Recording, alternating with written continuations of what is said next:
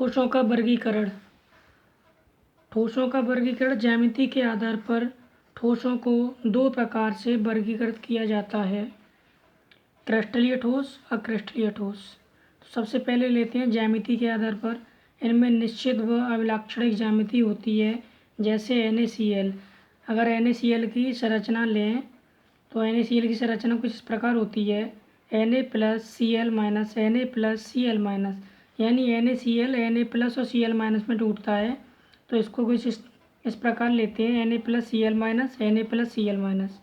फिर इसके बाद यहाँ Na+ है तो नीचे Cl- आएगा, Cl-, फिर Na+, फिर Cl-, फिर Na+, फिर Cl- है यहाँ पे तो Na+, Cl-, Na+, Cl-, फिर Cl-, Na+, Cl-, Na+, ऐसे लेते हैं।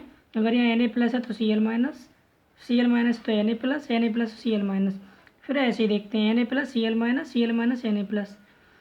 तो इनमें निश्चित ज्यामिति, निश्चित व अभिलाक्षणिक ज्यामिति होती है, क्योंकि हर Cl के चारों तरफ Na+ मिलेगा, हर Cl के चारों तरफ Na+ मिलेगा और हर Na के चारों तरफ Cl- मिलेगा, हर Na के चारों तरफ Cl मिलेगा। इसलिए इनमें निश्चित व अभिलाक्षणिक ज्यामिति होती है। अक्रिस्टलीय ठोस, अक्रिस्टलीय ठोस में निश्चित ज्यामिति नहीं होती, जैसे रबड़।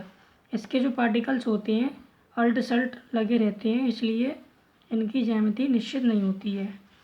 अब लेते हैं गलनांक के आधार पे।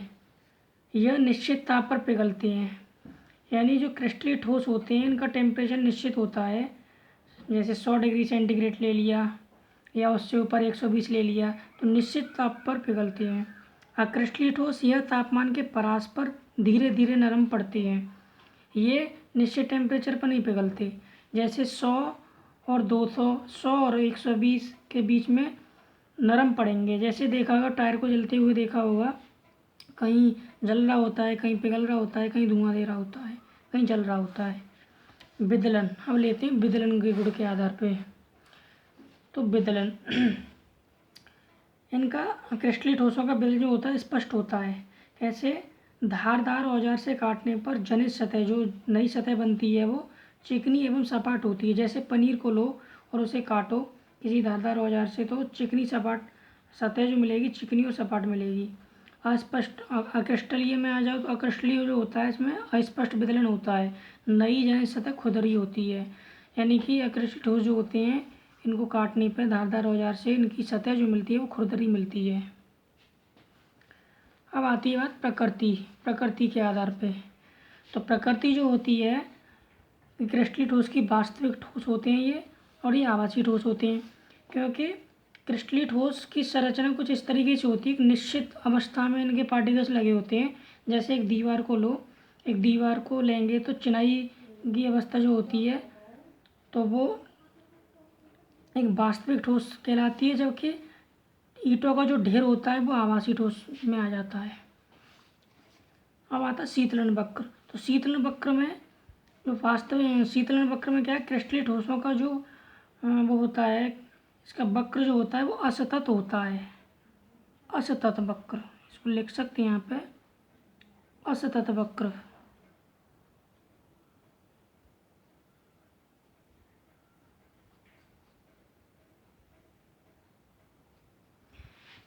क्योंकि जब कोई गैस को अगर हम टेम्परेचर कम करते हैं तो एक टेम्परेचर, जब तक वो गैस से द्रव में न बदल जाएगी तब तक वो टेम्परेचर उसी टेम्परेचर पे रहेगी, वही टेम्परेचर रहेगा। जैसे ही टेम्परेचर गिरेगा तो द्रव से जो ठोस में आएगी। ऐसे ही इसमें आ जाओ तो इसका असतत वक्र होता है, ऐसी स्थिति इसमें नहीं होती है, इसमें टेम्परेचर का एक परास होता है। दैशिकता, तो दैशिक में ये विषम दैशिक होते हैं और ये समदैशिक। ये विषम दैशिक और समदैशिक क्या होती है ये समझ लेते हैं।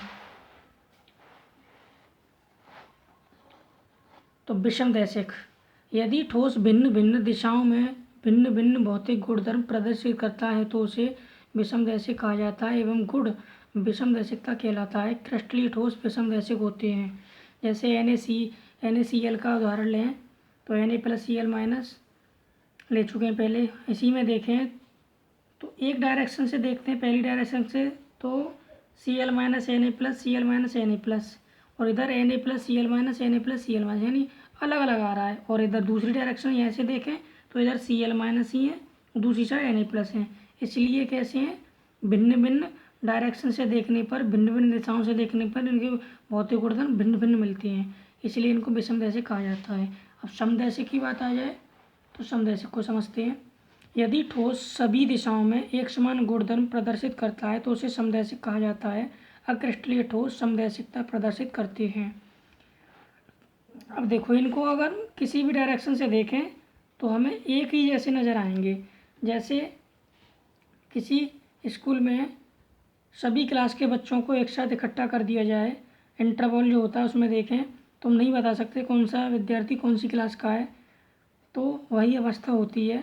जबकि विषमदैशिक में जब क्लास बैठी होती है तो हम बता सकते हैं कि ये 9th की है, 10th की, 11th की है, लेकिन जो लंच होता है, इंटरवल होता है, उसमें नहीं बता सकते। तो ये हमारी किसी भी एंगल से देखेंगे तो हमें झुंडी नज़र आएगा, तो वही कंडीशन यहाँ पे है, तो इसलिए ये समदैशिक कहलाती है। Thank you. वीडियो अच्छी लगी हो तो सब्सक्राइब करना, शेयर करना एंड लाइक करना। Thank you.